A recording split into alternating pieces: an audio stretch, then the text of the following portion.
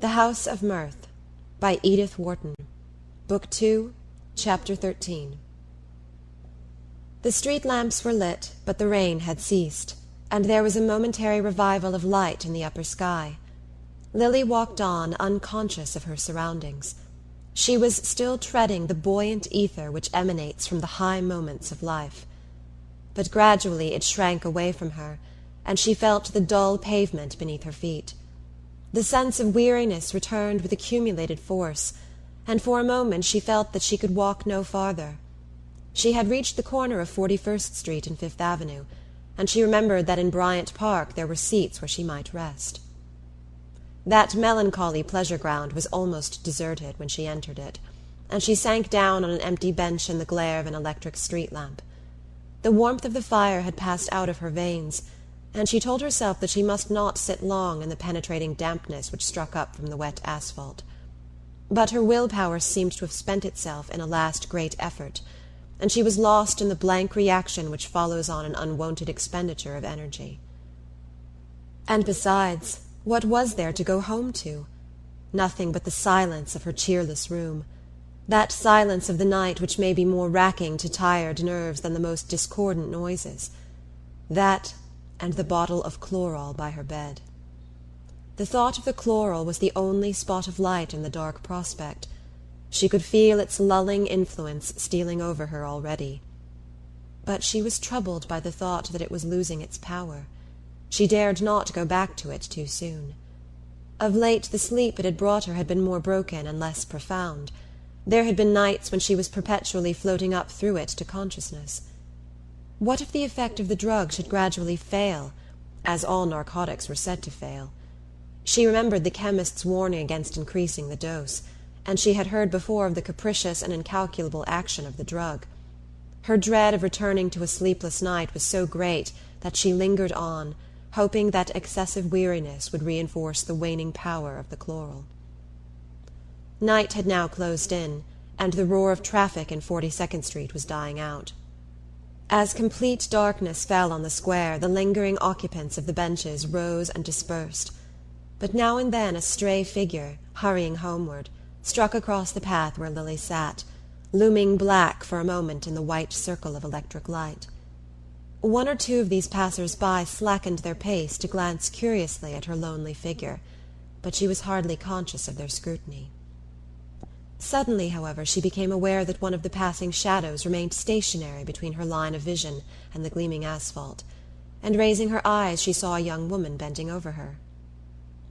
"Excuse me, are you sick? Why, it's Miss Bart!" a half-familiar voice exclaimed. Lily looked up.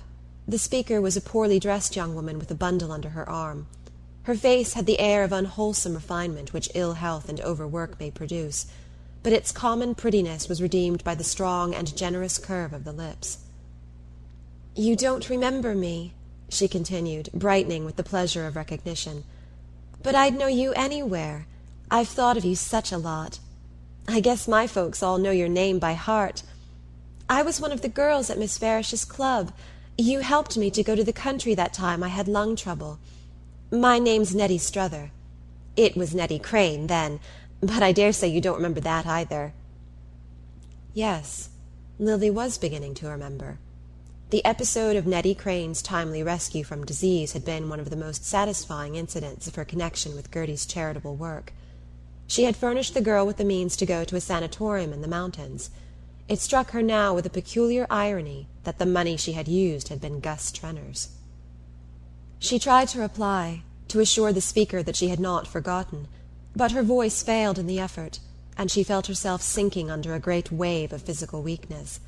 Nettie Struther, with a startled exclamation, sat down and slipped a shabbily clad arm behind her back. "Why, Miss Bart, you are sick. Just lean on me a little till you feel better." A faint glow of returning strength seemed to pass into Lily from the pressure of the supporting arm. "I'm only tired. It is nothing," she found voice to say in a moment, and then, as she met the timid appeal of her companion's eyes, she added involuntarily, "I have been unhappy, in great trouble." "You in trouble? I've always thought of you as being so high up, where everything was just grand. Sometimes, when I felt real mean, and got to wondering why things were so queerly fixed in the world, I used to remember that you were having a lovely time anyhow, and that seemed to show there was a kind of justice somewhere. But you mustn't sit here too long. It's fearfully damp. Don't you feel strong enough to walk on a little ways now?" she broke off. Yes, I must go home," Lily murmured, rising. Her eyes rested wonderingly on the thin, shabby figure at her side. She had known Nettie Crane as one of the discouraged victims of overwork and anemic parentage, one of the superfluous fragments of life destined to be swept prematurely into that social refuse-heap of which Lily had so lately expressed her dread. But Nettie Struthers's frail envelope was now alive with hope and energy. Whatever fate the future reserved for her, she would not be cast into the refuse-heap without a struggle. "I am very glad to have seen you," Lily continued, summoning a smile to her unsteady lips. "It'll be my turn to think of you as happy, and the world will seem a less unjust place to me, too." "Oh, but I can't leave you like this. You're not fit to go home alone. And I can't go with you either," Nettie Struther wailed with a start of recollection. "You see, it's my husband's night shift. He's the motorman, and the friend I leave the baby with has to step upstairs to get her husband's supper at 7. I didn't tell you I had a baby, did I? She'll be 4 months old day after tomorrow, and to look at her you wouldn't think I'd ever had a sick day. I'd give anything to show you the baby, Miss Bart, and we live right down the street here. It's only 3 blocks off." She lifted her eyes tentatively to Lily's face, and then added with a burst of courage, "Why won't you get right into the cars and come home with me while I get baby's supper? It's real warm in our kitchen, and you can rest there, and I'll take you home as soon as ever she drops off to sleep." It was warm in the kitchen, which, when Nettie Struthers's match had made a flame leap from the gas jet above the table, revealed itself to Lily as extraordinarily small and almost miraculously clean. A fire shone through the polished flanks of the iron stove, and near it stood a crib in which a baby was sitting upright, with incipient anxiety struggling for expression on a countenance still placid with sleep.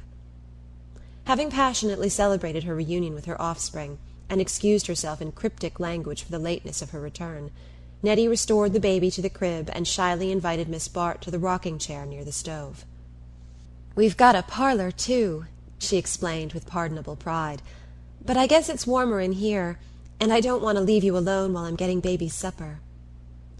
On receiving Lily's assurance that she much preferred the friendly proximity of the kitchen fire, Mrs. Struther proceeded to prepare a bottle of infantile food, which she tenderly applied to the baby's impatient lips, and while the ensuing degustation went on, she seated herself with a beaming countenance beside her visitor.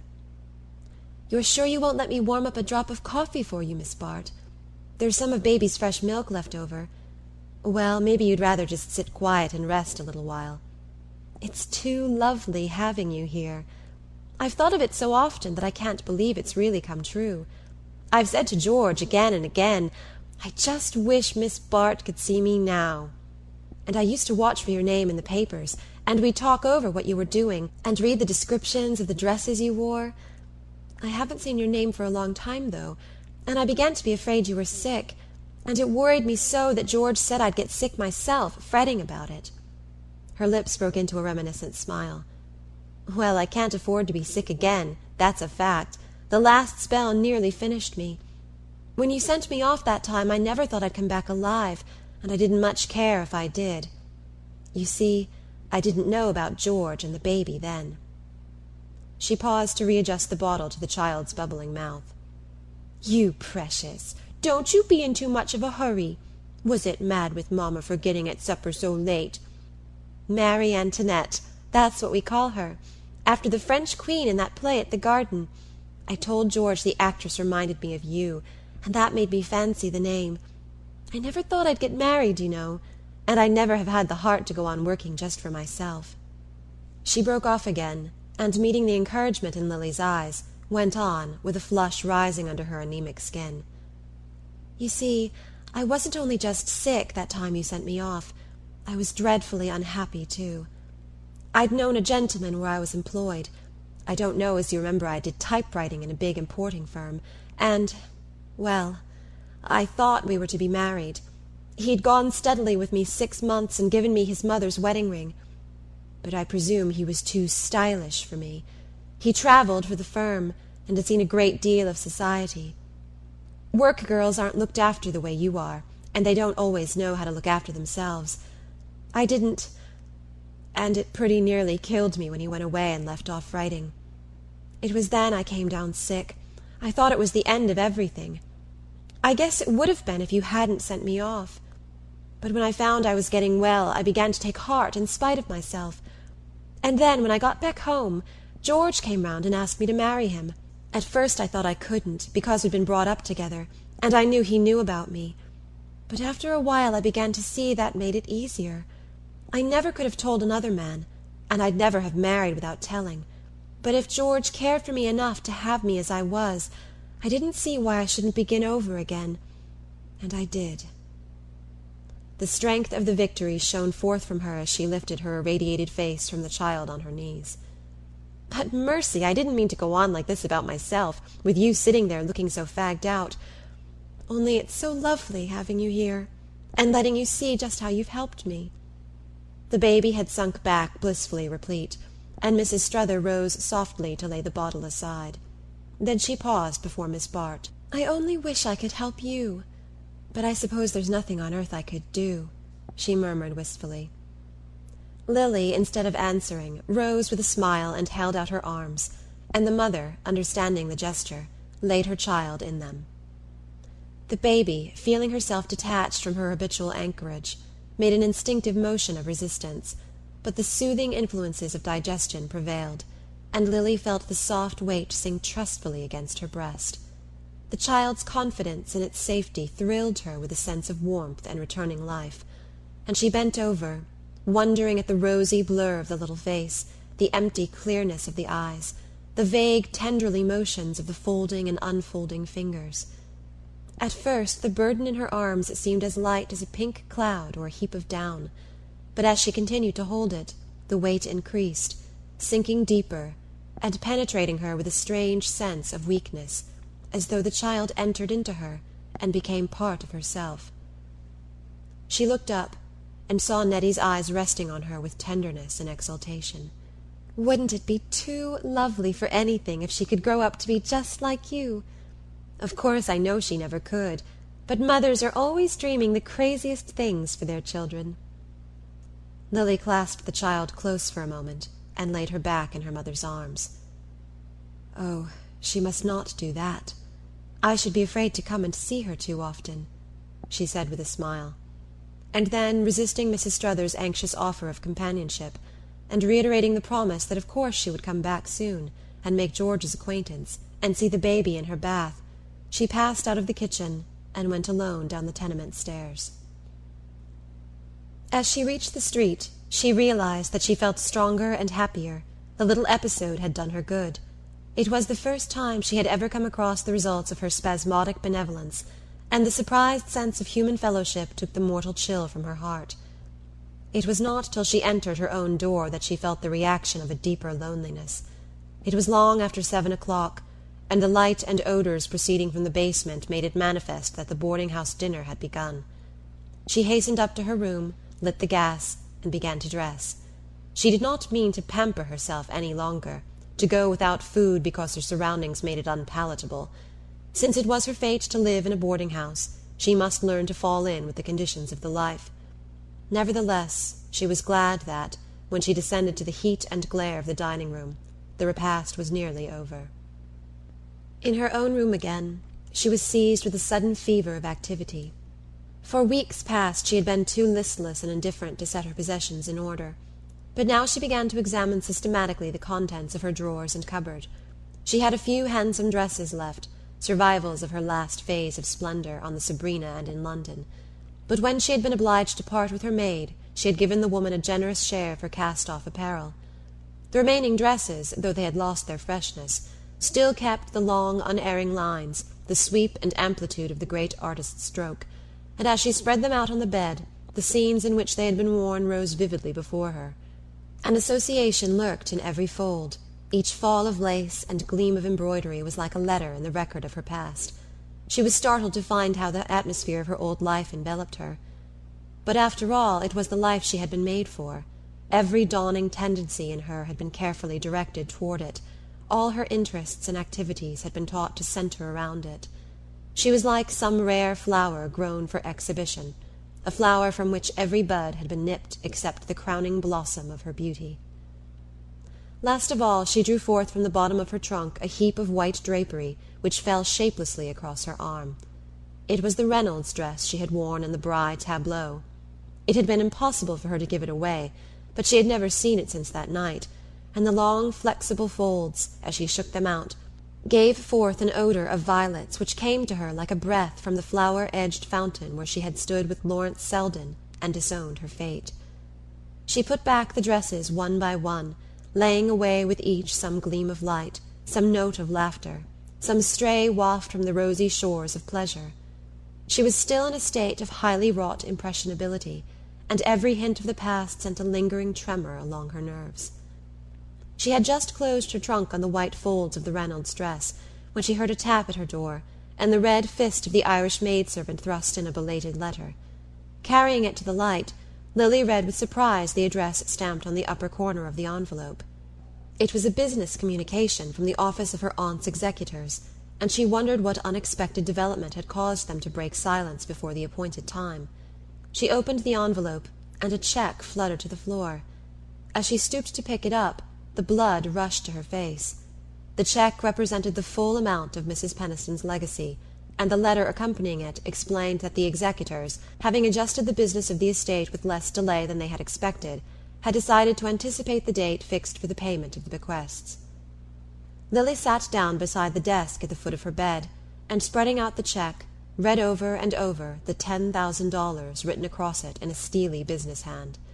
10 months earlier, the amount it stood for had represented the depths of penury, but her standard of values had changed in the interval, and now visions of wealth lurked in every flourish of the pen. As she continued to gaze at it, she felt the glitter of the visions mounting to her brain, and after a while she lifted the lid of the desk and slipped the magic formula out of sight. It was easier to think without those 5 figures dancing before her eyes, and she had a great deal of thinking to do before she slept. She opened her cheque-book, and plunged into such anxious calculations as had prolonged her vigil at Bellamont on the night when she had decided to marry Percy Gryce.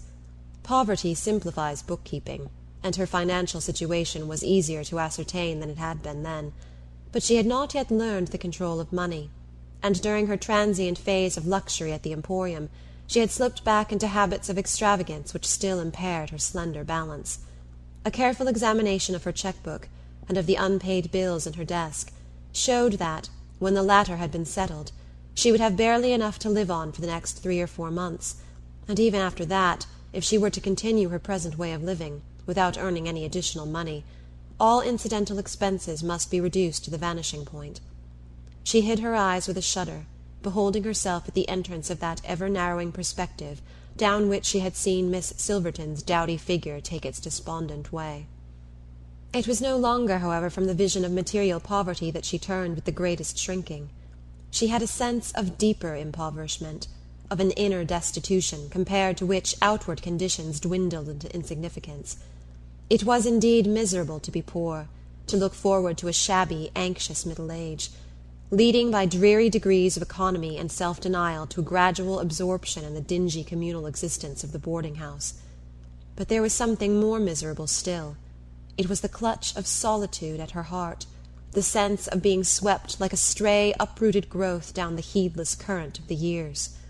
That was the feeling which possessed her now, the feeling of being something rootless and ephemeral, mere spindrift of the whirling surface of existence, without anything to which the poor little tentacles of self could cling before the awful flood submerged them.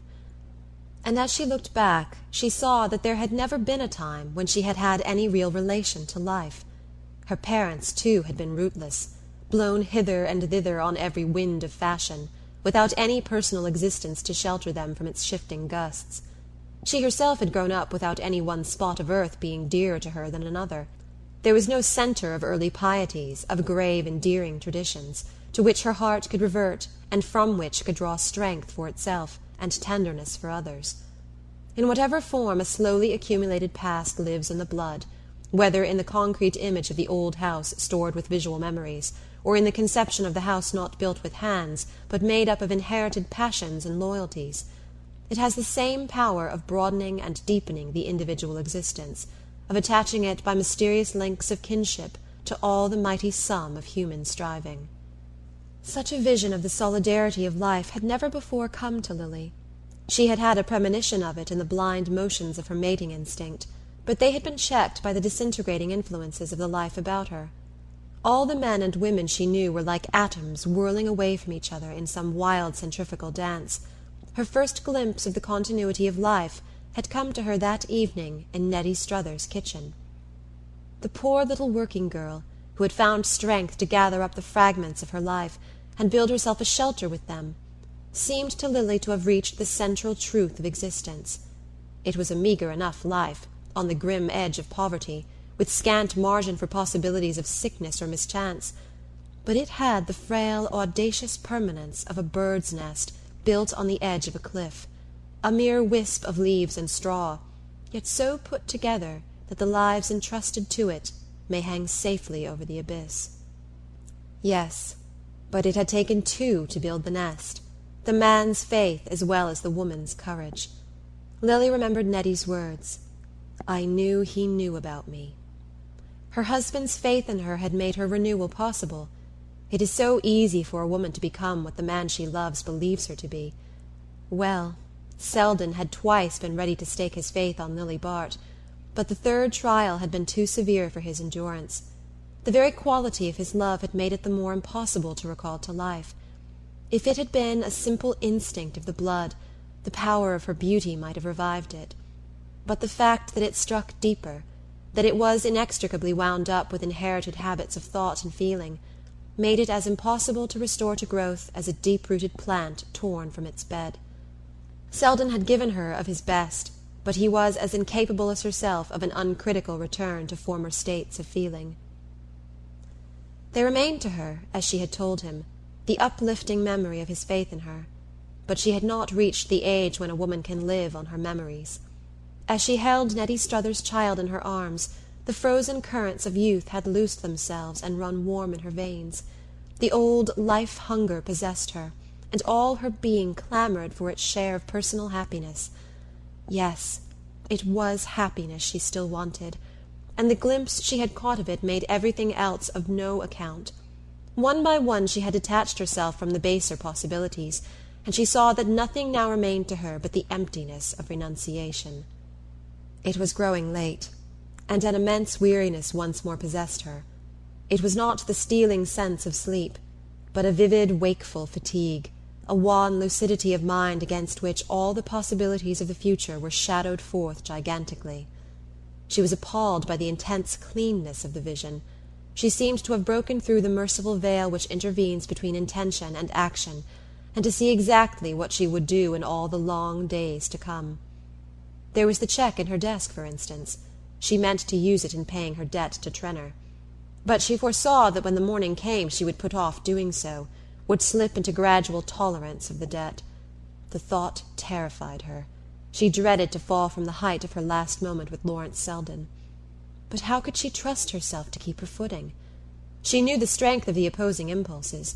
She could feel the countless hands of habit dragging her back into some fresh compromise with fate. She felt an intense longing to prolong, to perpetuate, the momentary exaltation of her spirit. If only life could end now, end on this tragic yet sweet vision of lost possibilities, which gave her a sense of kinship with all the loving and foregoing in the world. She reached out suddenly, and, drawing the cheque from her writing-desk, enclosed it in an envelope which she addressed to her bank. She then wrote out a cheque for Trenor, and placing it, without an accompanying word, in an envelope inscribed with his name, laid the two letters side by side on her desk. After that she continued to sit at the table, sorting her papers and writing, till the intense silence of the house reminded her of the lateness of the hour. In the street the noise of wheels had ceased, and the rumble of the elevated came only at long intervals through the deep unnatural hush. In the mysterious nocturnal separation from all outward signs of life, she felt herself more strangely confronted with her fate. The sensation made her brain reel, and she tried to shut out consciousness by pressing her hands against her eyes. But the terrible silence and emptiness seemed to symbolize her future. She felt as though the house, the street, the world were all empty, and she alone left sentient in a lifeless universe. But this was the verge of delirium. She had never hung so near the dizzy brink of the unreal. Sleep was what she wanted. She remembered that she had not closed her eyes for 2 nights. A little bottle was at her bedside, waiting to lay its spell upon her. She rose and undressed hastily, hungering now for the touch of her pillow. She felt so profoundly tired that she thought she must fall asleep at once, but as soon as she had lain down, every nerve started once more into separate wakefulness. It was as though a great blaze of electric light had been turned on in her head, and her poor little anguished self shrank and cowered in it, without knowing where to take refuge. She had not imagined that such a multiplication of wakefulness was possible. Her whole past was reenacting itself at 100 different points of consciousness. Where was the drug that could still this legion of insurgent nerves? The sense of exhaustion would have been sweet compared to this shrill beat of activities, but weariness had dropped from her as though some cruel stimulant had been forced into her veins. She could bear it. Yes, she could bear it. But what strength would be left her the next day? Perspective had disappeared. The next day pressed close upon her, and on its heels came the days that were to follow. They swarmed about her like a shrieking mob. She must shut them out for a few hours. She must take a brief bath of oblivion. She put out her hand, and measured the soothing drops into a glass. But as she did so, she knew they would be powerless against the supernatural lucidity of her brain. She had long since raised the dose to its highest limit, but tonight she felt she must increase it. She knew she took a slight risk in doing so. She remembered the chemist's warning. If sleep came at all, it might be a sleep without waking. But after all, that was but one chance in 100. The action of the drug was incalculable, and the addition of a few drops to the regular dose would probably do no more than procure for her the rest she so desperately needed. She did not, in truth, consider the question very closely. The physical craving for sleep was her only sustained sensation. Her mind shrank from the glare of thought as instinctively as eyes contract in a blaze of light. Darkness. Darkness was what she must have at any cost. She raised herself in bed and swallowed the contents of the glass. Then she blew out her candle and lay down. She lay very still, waiting with a sensuous pleasure for the first effects of the soporific. She knew in advance what forms they would take, the gradual cessation of the inner throb, the soft approach of passiveness, as though an invisible hand made magic passes over her in the darkness. The very slowness and hesitancy of the effect increased its fascination. It was delicious to lean over and look down into the dim abysses of unconsciousness. Tonight the drug seemed to work more slowly than usual. Each passionate pulse had to be stilled in turn, and it was long before she felt them dropping into abeyance, like sentinels falling asleep at their posts. But gradually the sense of complete subjugation came over her, and she wondered languidly what had made her feel so uneasy and excited. She now saw that there was nothing to be excited about. She had returned to her normal view of life. Tomorrow would not be so difficult after all. She felt sure that she would have the strength to meet it. She did not quite remember what it was that she had been so afraid to meet, but the uncertainty no longer troubled her. She had been unhappy, and now she was happy. She had felt herself alone, and now the sense of loneliness had vanished. She stirred once and turned on her side, and as she did so, she suddenly understood why she did not feel herself alone. It was odd, but Neddy Struthers's child was lying on her arm. She felt the pressure of its little head against her shoulder.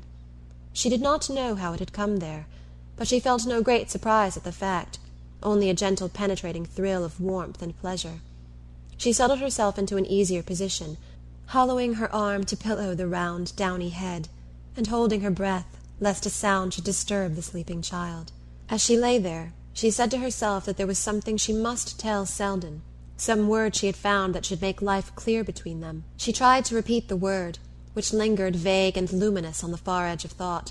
She was afraid of not remembering it when she woke, and if she could only remember it and say it to him, she felt that everything would be well.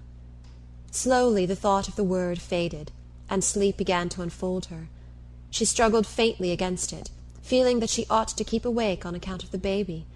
But even this feeling was gradually lost in an indistinct sense of drowsy peace, through which, of a sudden, a dark flash of loneliness and terror tore its way. She started up again, cold and trembling with the shock. For a moment she seemed to have lost her hold of the child. But no, she was mistaken. The tender pressure of its body was still close to hers. The recovered warmth flowed through her once more.